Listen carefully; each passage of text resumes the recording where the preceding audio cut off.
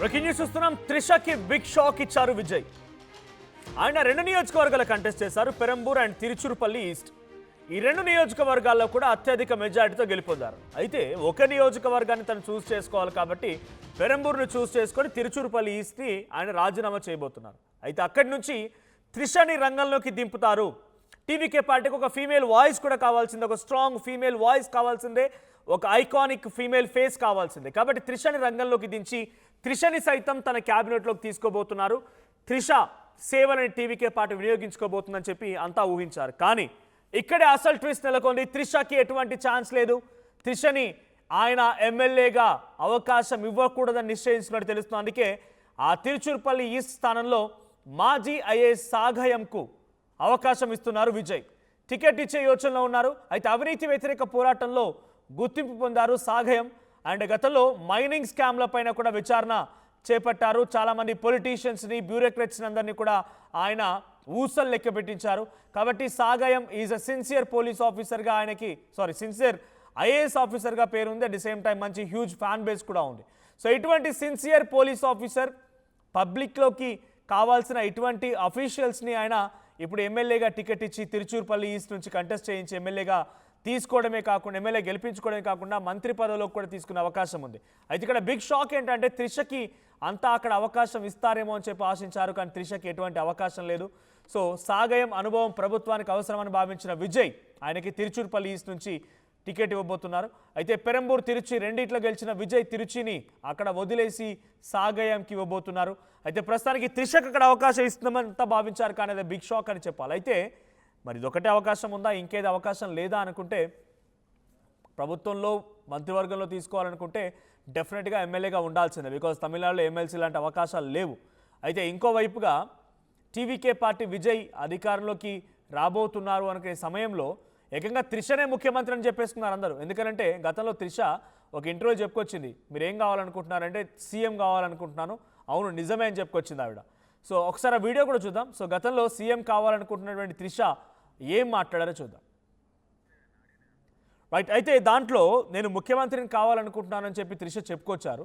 అయితే ఆ సంఘటనను ఆధారితంగా చేసుకొని చాలామంది కూడా విజయ్ త్రిషనే ముఖ్యమంత్రిగా చేస్తారు, అప్పుడు జయలలిత చరిస్మాని తన పార్టీకి ఆయన కలపబోతున్నారు, జయలలిత మాదిరిగా త్రిష అక్కడ ముఖ్యమంత్రి కాబోతున్నారు అంతా భావించారు. కానీ ఇక్కడ జరిగింది ఏంటంటే త్రిషకి ఎటువంటి అవకాశం లేదు.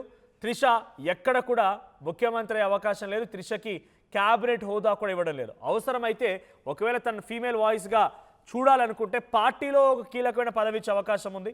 లేదు అనుకుంటే ప్రభుత్వ సలహాదారులుగా, లేదు ఇంకేదైనా ఒక కార్పొరేషన్ ఒక కీలకమైనటువంటి పదవిని సృష్టించి తనకు కట్టబెట్టే అవకాశం ఉంది. ఒక ఫీమేల్ వాయిస్గా త్రిషని మాత్రం టీవీకే పార్టీ ఉపయోగించుకోబోతోంది. బట్ ఏ స్థాయిలో ఉపయోగిస్తారు, త్రిష తన సేవల్ని టీవీకే పార్టీకి ఎలా వినియోగిస్తారో చూడాలి. బట్ యాజ్ ఆఫ్ నౌ తనకు మాత్రం ఎమ్మెల్యే అవ్వడానికి అవకాశం లేదని మాత్రం చాలా స్పష్టంగా అర్థమైంది.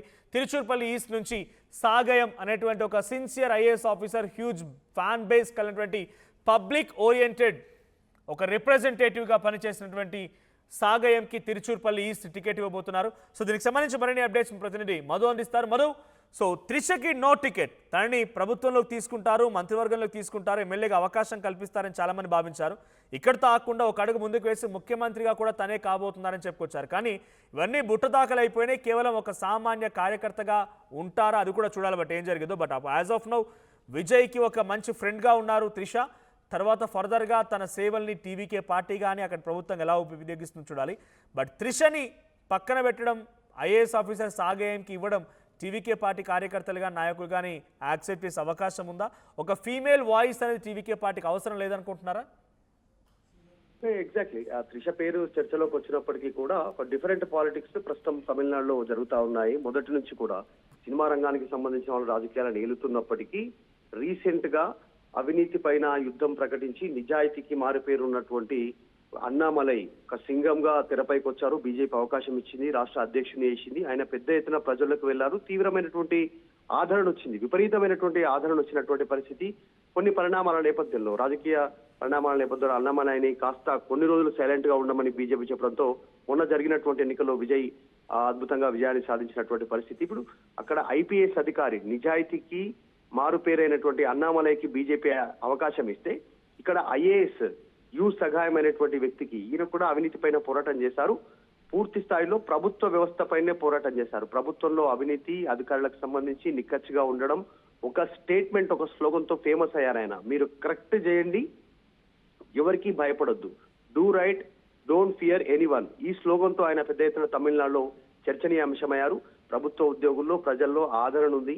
ఆయన సాధారణ చిన్న స్థాయి కుటుంబం నుంచి యూపీఎస్సీ ఎగ్జామ్స్ రాసి ఐఏఎస్ గా పాస్ అయ్యారు.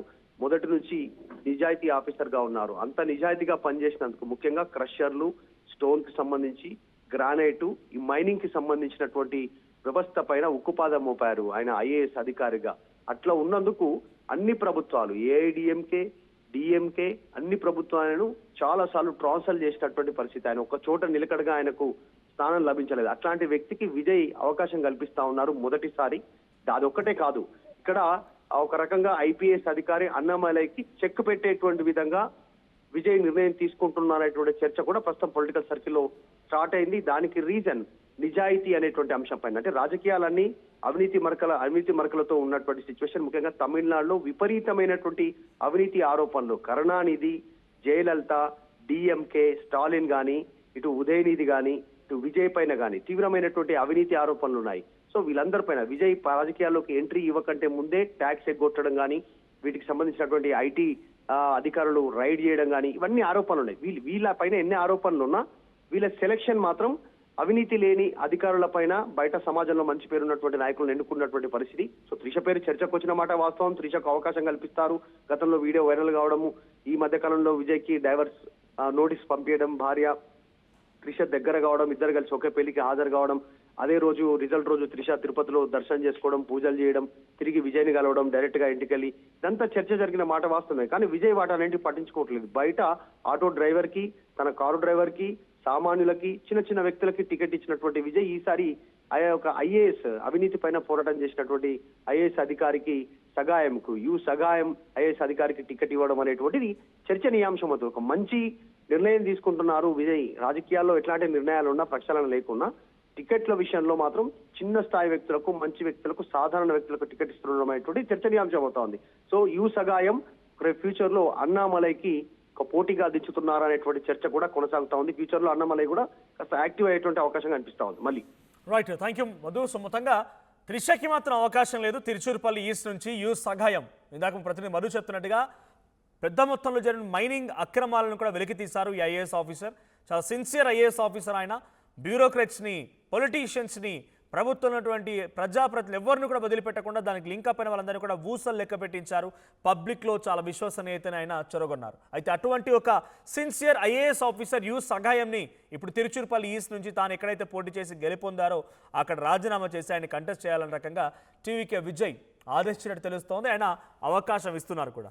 సో ఇక ఫీమేల్ వాయిస్ ఉంటుందా పార్టీకి అని అంటే కనుక ప్రజెంట్ ఎక్కడ కూడా ఫీమేల్ వాయిస్ కనిపించట్లేదు, ఎక్కడ కూడా ఫీమేల్ వాయిస్ లేదు. విజయ్ ఒంటరిగా తన పార్టీని అధికారంలోకి తీసుకొచ్చారు. ప్రతి నియోజకవర్గంలో తానే అభ్యర్థి అన్నట్టుగా తమిళనాడు ప్రజలు కూడా ఓట్లు వేశారు. ఇప్పుడు పార్టీకి డెఫినెట్గా ప్రభుత్వంలోకి వచ్చిన తర్వాత ఒక ఫీమేల్ వాయిస్ కావాల్సిందే, డెఫినెట్గా ఒక వాయిస్ రావాల్సిందే. సో అటువంటి దానికోసం త్రిషను అవకాశంగా తీసుకొని అక్కడ కంటెస్ట్ చేయిస్తారు, గెలిపిస్తారు, మంత్రివర్గంలోకి తీసుకుంటారని అంతా భావించారు. కానీ ఇప్పుడు అవన్నీ కూడా బుట్టదాఖలైపోయాయి. కేవలం త్రిష తన స్నేహితురాలుగానే కొనసాగుతారు ఇకనైనా, లేదంటే టీవీకే పార్టీలో ఒక కీలకమైన నాయకురాలుగా ఉంటారు, లేదంటే ప్రభుత్వంలో ఒక సలహాదారుడిగానో లేకుంటే ఇంకేదైనా ఒక కొత్త పదవిని తన కోసం కేటాయించి ఆ ప్రభుత్వం తన సేవలు వినియోగించుకుంటూ చూడాలి. బట్ ఒక స్ట్రాంగ్ ఫీమేల్ వాయిస్గా మాత్రం త్రిష మారే అవకాశం ఉంది. పొలిటికల్ ఎక్స్పీరియన్స్ లేకపోవచ్చు, పొలిటికల్గా టాక్టిక్స్ లేకపోవచ్చు, బట్ డెఫినెట్గా ఒక ఐకానిక్ ఫేస్గా ఉన్నారు.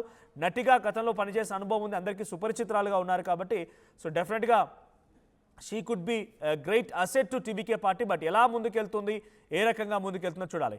సో తిరుచురుపల్లి ఈస్ట్ నుంచి మాత్రం సాగాయంకి అవకాశం ఉంది. ఇక్కడ ఇంట్రెస్టింగ్ సిచ్యువేషన్ ఏంటంటే, ఇంట్రెస్టింగ్ మాట ఏంటనంటే, ఇదే నియోజకవర్గం నుంచి అవసరమైతే స్టాలిన్, మాజీ ముఖ్యమంత్రి స్టాలిన్ కూడా మళ్ళీ కంటెస్ట్ చేసే అవకాశం ఉంది. బికాజ్ ఆయన మొన్న కొలుతూరులో ఓడిపోయారు. సో డెఫినెట్గా పదవి లేకుండా, ఎమ్మెల్యేగా కూడా ఆయనకు పదవి లేకుండా ఉండడం అనేది చాలా ఒక ప్రమాదం. డిఎంకే పార్టీ కూడా ఇదొక గుడ్ ఏమంటారు, ఒక బ్యాడ్ సిచ్యువేషన్. కాబట్టి ఆయన మళ్ళీ తిరుచురుపల్లి ఈస్ట్ నుంచి కంటెస్ట్ చేసే అవకాశం కూడా ఉంది. బట్ ఎలాంటి ఛాన్స్ తీసుకుంటారో చూడాలి. సో శాసనసభ పక్ష నేతగా ఇటు విజయ్ ఉన్నారు. సో అటు ప్రతిపక్ష నేత హోదాలో మరి స్టాలిన్ అక్కడి నుంచి కంటెస్ట్ చేసి అవుతారా, లేదంటే ఉదయనిధి స్టాలిన్కి ఇచ్చి రెండు ఉదయనిధి స్టాలిన్ విజయ్ ఇద్దరు పోటాపోటీగా పోటీ పడతారా, ప్రతిపక్షంగా అధికార పక్షంగా ఒకరిపై ఒకరు వాదోపవాదాలు చేసుకుంటారో చూడాలి. సో మీ అభిప్రాయం ఏంటి? అక్కడ త్రిషని పక్కన పెట్టడం కరెక్టే అనుకుంటున్నారా? త్రిషకి ఎటువంటి అవకాశం ఇవ్వాలని మీరు అనుకుంటున్నారు? ఏమిస్తే విజయ్ పార్టీ మరింతగా ముందుకు వెళ్తోంది? కామెంట్ చేయండి.